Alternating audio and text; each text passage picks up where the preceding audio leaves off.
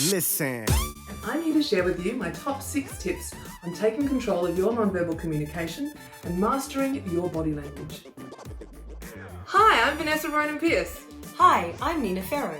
And welcome to Sound Voices. 1, 2, 3. Listen.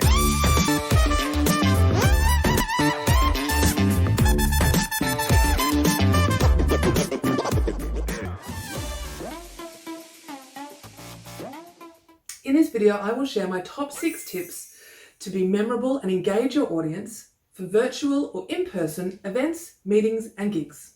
For more tips on the best presentation skills, subscribe to the Sound Voices channel and hit the bell so that you get notified when Nina and I post new content. Moving on to number 4, head movements. Now, this is probably not something you think about very often, but simple things like nodding actually create a yes energy in a conversation. And so if you're hoping for people to agree with you and you're actually nodding as you're talking, they're going to nod too.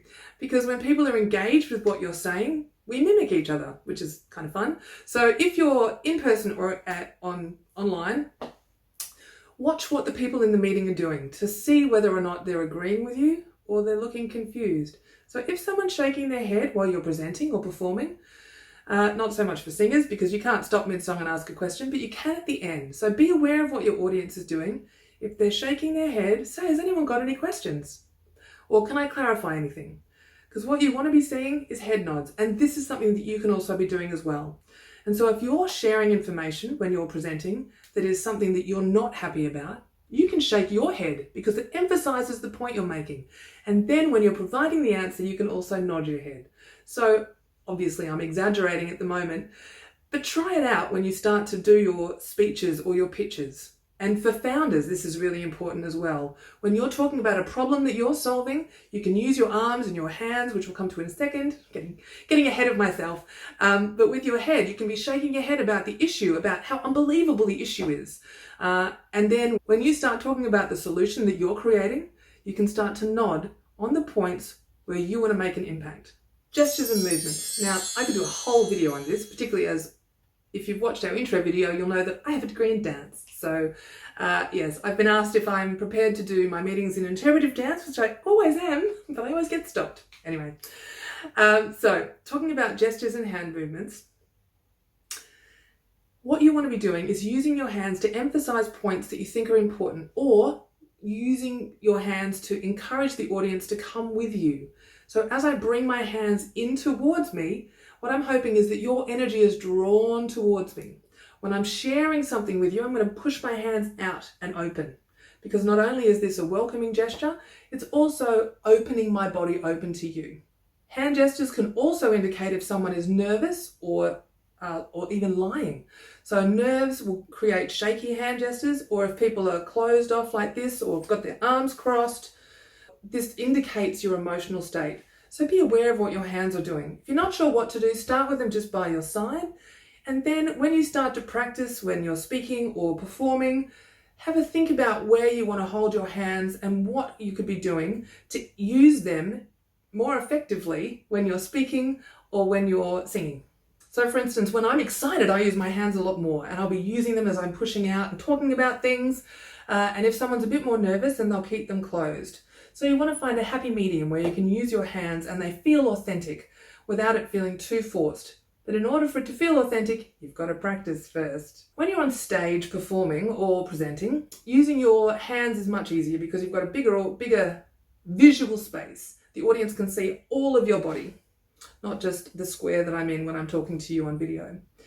So when you're on video, the important thing is to stay calm, particularly if someone else is talking, because it will be distracting for other people. So if you're fidgeting or scratching your head or adjusting your clothes, all of that is noise. It's non-verbal noise.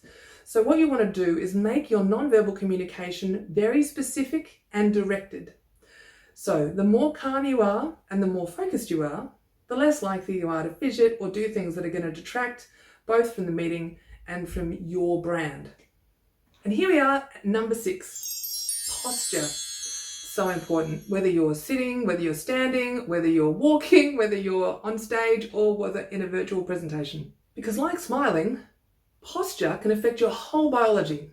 So even sometimes when you wake up in the morning and you're tired and all you want to do is slouch around the house, this has a big impact. So slouchy posture kind of is going to create the outcome that it looks like. It's not very energetic, it's a bit flat, you look tired, people will feel sorry for you. So what you want to do, good posture means having slightly soft knees, shoulders back and down, chest lifted gently, but not like pushed out like a pigeon. Lifted gently, hips relaxed, shoulders down, and feeling like there is someone just with two hooks at the back of the neck, very gently lifting you up. Because this will help you feel lighter, so you don't feel like you have to hold your own body weight up. Think about the fact that your energy is being supported, and so lift that body up and let that head be gently resting on your neck. This is a great starting point for your posture, because then once you start to think about what your hands are doing, what your face is doing, what your eyes are doing, the breath and the posture are your two anchor points to always bring you back to a position of groundedness, awareness, calm, focus. And as I mentioned when we were talking about hand gestures, posture is all about wanting to be an open space. So anything that is like this, anything where I'm starting to slouch or turn away or cross my arms is closing my energy off. This is going to create a barrier to your audience.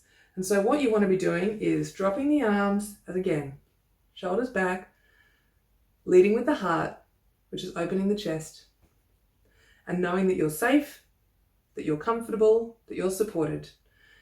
And then allow the body just to be open. If you don't want to remember all six, just remember the top and the bottom. Awareness and breath and posture. And all the rest will kind of sort itself out. That's it for today. You now have my top 6 tips to master your body language, to be effective when you're communicating, to engage your audience, and to be memorable. And remember, if you want to join the Sound Voices community, please click on the link in the description below to join our Facebook community. Check out our first 2 videos if you haven't already. Practice with me as I share 2 singing tips to change your life, to help improve tone, clarity, and pitch. Join me as I share body language tips to instantly engage your audience, whether online or in person.